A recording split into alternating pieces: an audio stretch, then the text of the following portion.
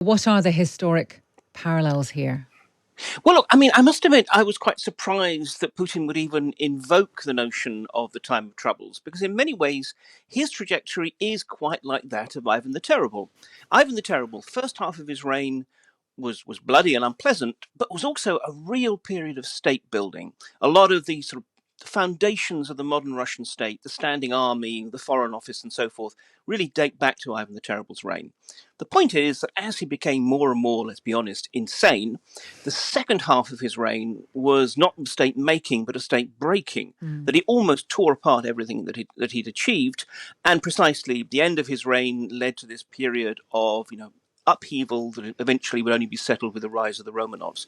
So it's a little bit, I think, on the nose. I don't think Putin appreciates just how far it is. Is that what Vladimir Putin is doing right now, state breaking? I think so. I think, look, ever since he returned to the presidency back in 2012, really we have seen a sort of a steady decay of the Putin system. The first two terms of his presidency were astonishingly successful. We have to recognize that.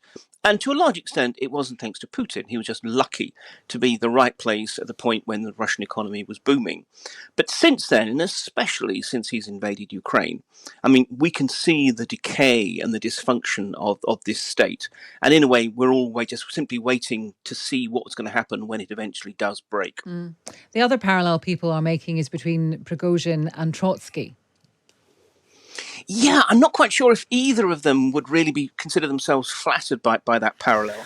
I mean, the important thing, I mean, Trotsky was a firebrand, a radical, but also an exceedingly effective military organizer. And in many ways, he won the Russian Civil War for the Bolsheviks back in sort of period of, Revolution 1917, Civil War that rolled on until about 1921. Prigozhin, likewise, has demonstrated an unexpected talent for war fighting, given that basically he's a restaurateur, businessman, and troll farm meister. And again, he absolutely sort of outwitted and outmoved the regular Russian military. But the big difference is Trotsky had a vision.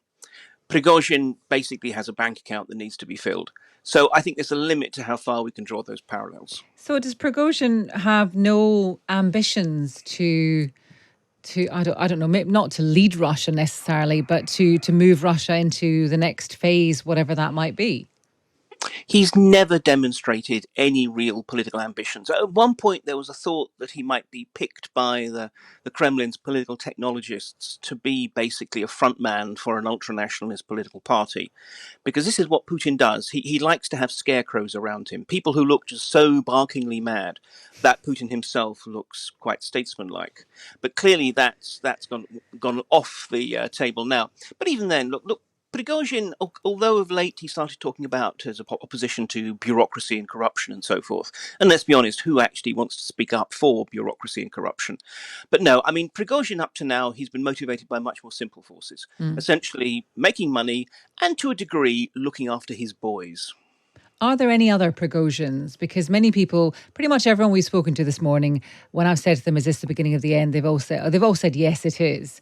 Now, it can only be the beginning of the end if someone else tries or he tries again. So, are there any others like him? I don't think so, in the sense that basically they're going to be very careful not to allow another Prigozhin to rise, in the sense of a person with his own private army. And if you look at the new private military companies that are being formed, they're basically either controlled by the defense ministry or by large state corporations, which are already in Putin's pocket. But I think it's more that actually the threat was never going to come from a sort of outsider like Prigozhin. Instead, it's going to come from the insiders. And I think what we saw in this crisis is in some ways a harbinger of how Putinism might fall in the future. Some kind of real systemic crisis that it's clear Putin has no real idea how to deal with it. Now, in this case, eventually something was broken because ultimately Prigozhin wasn't there to try and actually bring the whole system down. He just wanted to protect his own part of it. But next time, we may well see that it's not quite as easy to negotiate a way out.